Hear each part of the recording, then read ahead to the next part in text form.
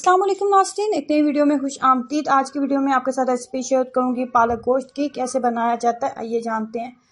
पालक गोश्त बनाने के लिए सबसे पहले मैंने लिया है तकरीबन हाफ कप के करीब कुकिंग ऑयल। उसके अंदर हमने 2 अदद मीडियम साइज़ के प्याज जो है वो शामिल कर देंगे। प्याज ऐड करने के बाद प्याज को हमने हल्का सा गुलाबी करना है, बहुत ज़्यादा ब्राउन हमने नहीं करना। जैसे प्याज गुलाबी हो जाए तो एक बड़ा खाने का चम्मच इसके अंदर ऐड कर देंगे लहसुन और अदरक का पेस्ट।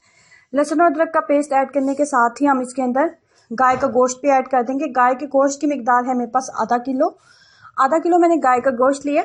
गाय के गोश्त को हम इतनी देर तक इसको भूनेंगे प्याज और लहसुन अदरक के साथ कि इसका कलर जो है थोड़ा सा चेंज हो जाए। जैसे इसका कलर चेंज हो जाएगा तो इसके अंदर ऐड कर देंगे लाल मिर्च पाउडर, नमक और हल्दी।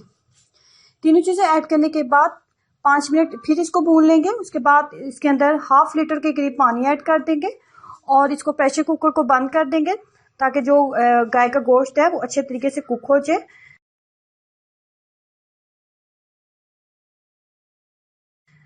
जितनी देर में गाय का गोश्त जो है वो कुक हो रहा है उतनी देर में हम जो है दूसरी साइड पे पालक को जो है स्टीम में पका लेते हैं। पालक को पकाने का तरीका ये होता है, एक अदद कढ़ाई लेंगे और पालक को आपने सिंपल वॉश किया।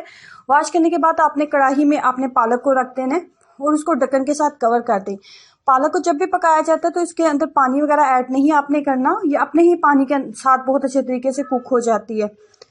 कुछ लोग पालक को इस तरीके से भी पकाते हैं कि पालक जो है उसको उबाल लेते हैं और उसका जो पानी है वो गिरा देते हैं, तो वो पालक पकाने का बिल्कुल गलत तरीका होता है। पालक को बेहतरीन तरीके से पकाने का सिर्फ यही तरीका है कि इसको इसकी स्टीम में आप इसको पका लें इस तरीके से, और इतनी देर तक पकाना होता है आपने कि इसका जो पानी है वो मुकम्मल तौर पे ड्राई हो जाए। दूसरी साइड पे हम देख लेते हैं कि जो गाय का गोश्त था वो बहुत अच्छे तरीके से कुक हो चुका है और मसाला बहुत अच्छे तरीके से भुन चुका है। यहाँ पे आप क्या करेंगे, पालक ने जैसे पानी खुश्क कर लिया उसके बाद आपने क्या करना है कि उसको थोड़ा नॉर्मल टेम्परेचर में आने दें। उसके बाद आपने इसके अंदर 1 कप के करीब आपने दूध ऐड कर देना है। उसके बाद पालक के अंदर आपने ऐड कर देना होता है गाय का गोश्त। गाय का गोश्त ऐड करने के बाद इसको दोबारा से मीडियम फ्लेम के ऊपर रखें और जो आपने दूध ऐड किया था उस दूध को आपने मीडियम फ्लेम के ऊपर रख के इसको ड्राई कर लें। 10 मिनट से ज़्यादा इसको ना पकाएं। 10 मिनट से ज़्यादा अगर इसको पकाएंगे तो इसका कलर डार्क हो जाएगा, उसका टेस्ट भी जो है थोड़ा सा चेंज हो जाएगा।